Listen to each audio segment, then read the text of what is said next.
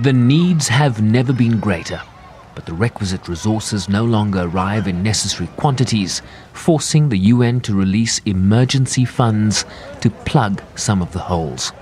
And that's going to enable me to, in the current window, make sure that we have enough funding for those crises around the world which are either very protracted and are in danger of being forgotten and not supported by other means. Humanitarian needs total over $19 billion.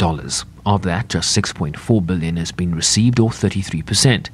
A scan of Africa's major hotspots shows chronic shortages, with the best funded situation in South Sudan at 52%. We asked the UN how many people had died due to underfunding.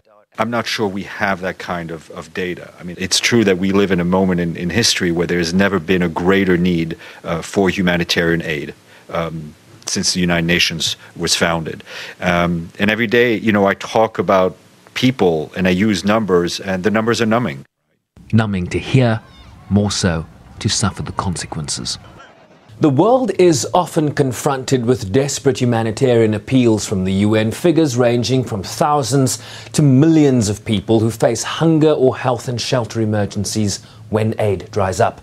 Syria remains the largest crisis, with needs exceeding over $4.5 billion, a humanitarian catastrophe that remains only 30% funded. The UN has asked member states to step up their aid contributions, which pale in comparison to money spent on armaments annually. Armaments that often result in the very humanitarian crises they are struggling to remedy today. Sherwin Briceby's SABC News.